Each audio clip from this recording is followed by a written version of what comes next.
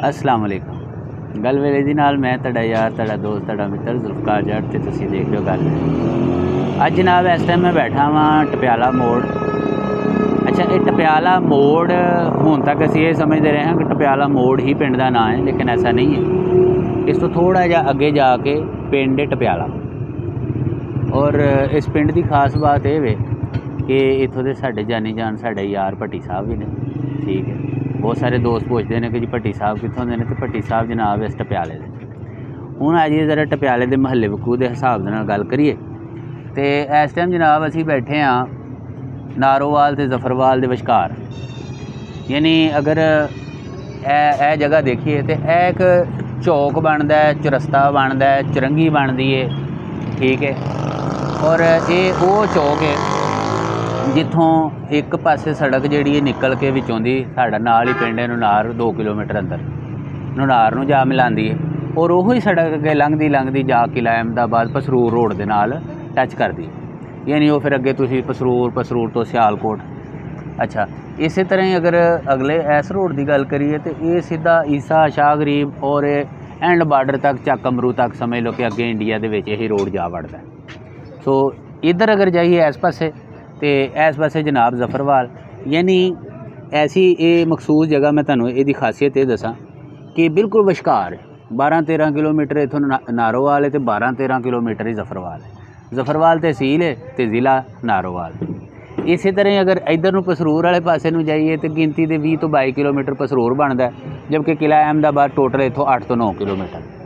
Same इस तरह अगर इधर ईसा शाह गरीब नूं जाइए तो उधर भी ज़्यादा तो ज़्यादा 10 किलोमीटर का सफ़र बनता। तो जो थोड़ा जिहा होर खिंच लीए परां नूं 10-12 किलोमीटर तो अगे समझ लो कि चक अमरू और आखिरी बार्डर तो परां फिर जनाब शकरगढ़ तो शकरगढ़ के नाल सारा शकरगढ़ बार्डर वाला एरिया आ जाता। अच्छा, इस तो इलावा अगर मैं गल करां थोड़ा जिहा सियासी शख्सियात के हवाले दे नाल ते इत्थे जनाब मुस्लिम लीग नून का यह गढ़ समझा जाता। इत्थे राणा रमज़ान साहब अल मरूफ मोछे वो जनाब पाकिस्तान मुस्लिम लीग नून की सियासत करते हैं। इस तरह ही एक होर फिगर है जिहड़ा कि चेयरमैन का उम्मीदवार होंदा है, वो ने कदीर जट साहब साडी बरादरी चों ने ते साडे वीर भट्टी साहब ये PTI नूं रिप्रजेंट करते हैं और इत्थों कौंसलर भी रह चुके हैं। सो यह छोटा मोटा तारफ सी मैं क्या तुहानूं टप्याले के हवाले दे नाल थोड़ा जिहा जिहड़ा ना आगाही होनी चाहिए।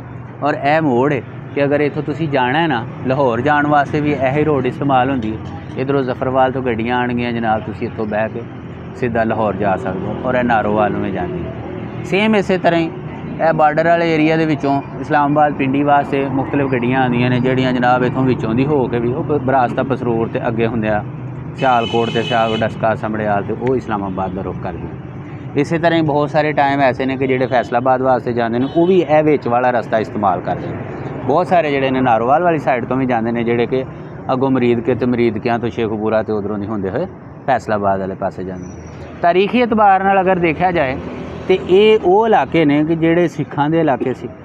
ठीक है, और समझ लो कि सेंटर पंजाब की गल की जाए, मरकज़ी पंजाब की गल की जाए तो ये मरकज़ी पंजाब ही कहलाता। यानी मरकज़ी पंजाब दे विच 3 ज़िले आंदे हुंदे सी, जिहदे विच एक सियालकोट, यह नारोवाल की तहसील हुंदी सी जिहड़ा कि हुण ज़िला है, और उस तो बाद विच गुजरांवाला ते तीसरा अमृतसर। यानी अगर तुसी पंजाबी बोली की गल करोगे तो पंजाबी बोली की जिहड़ी मरकज़ी जुबान है उहदे वास्ते 4 शहर लिखे ने लिखण वालियां ने कि एक गुजरांवाले की पंजाबी जुबान मरकज़ी पंजाबी जुबान है, दूसरी सियालकोट की, तीसरी नारोवाल की, चौथी अमृतसर। अच्छा, उस तो इलावा फिर थोड़ा इधर नूं होवोगे बार्डर वाली साइड नूं हो तो उहदे विच बार्डर वाली बोली मिक्स हो जाएगी। शकरगढ़ वाले पासे नूं अगर तुसीं जांदे हो तो उधर गुरदासपुरी मिक्स हो जाती है। ऐसे तरीके दे नाल लाहौर चले जाते हो तो लाहौर दे विच बोली थोड़ी जी मुख्तलिफ हो जाती। तो अज दे विलाग दे विच यह कुछ ही ते अगले पिंड किस दिन तुहानूं अपने नुनार दे नाल भी इंट्रोड्यूस करवावांगे। तो अज दा विलाग साडे यार दे पिंड टप्याले दे नाल, जिथे भी हो हसदे रहो वसदे रहो, रब रखा।